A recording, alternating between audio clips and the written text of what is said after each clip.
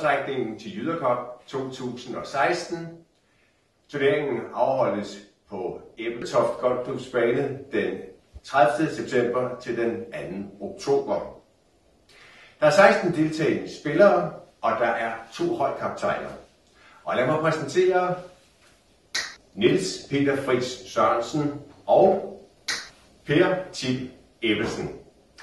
De 2 holdkaptajner skal nu først lave en klat eller krone om, hvem der skal trække først. Hvis det er Niels Peter, der trækker først, så starter vi med at trække i det lave seedingslag, og hvis det er Per Tip, der trækker først, så trækker vi i det høje seedingslag først.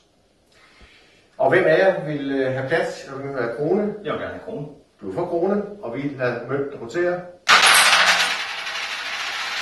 Og konstaterer, at det blev krone. Det vil sige, at det er Per Tip, der trækker først. Og vi starter i seedingslaget fra handicap 10,0 til 12,9.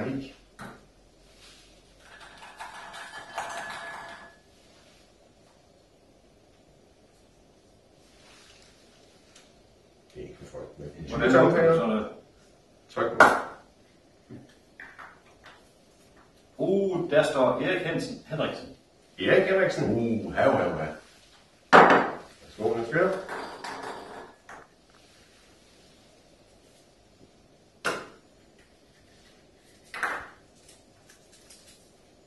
Og så blev det Jens Løkkegaard Pedersen I 12,9.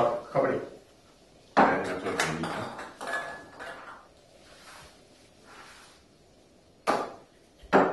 Det må så være klart. Karl Jørgen Jacobsen. Det næste seedingslag, det er spillere fra handicap 13,0 til 16,0. Og Niels Peter Friis får lov at trække først. Ja.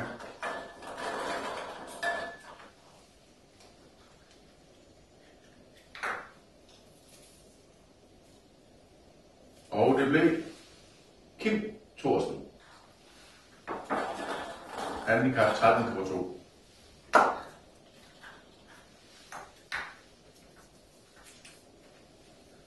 Øjvind Olsen.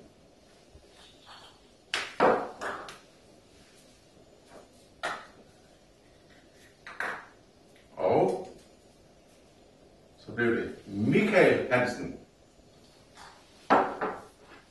14,6. Axel Jensen.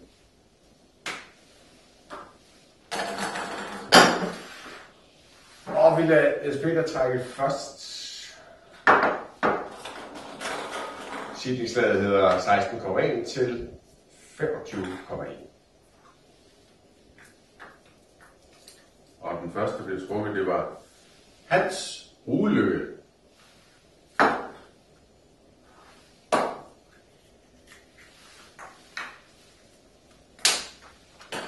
Find team.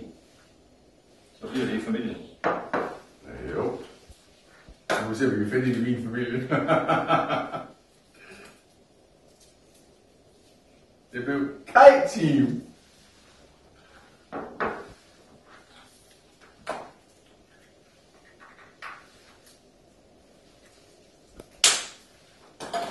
Frank Jørgensen.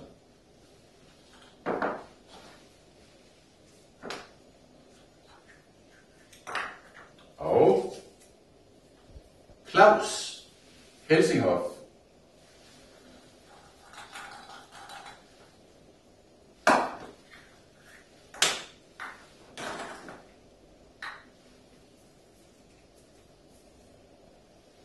Mads Thorsen.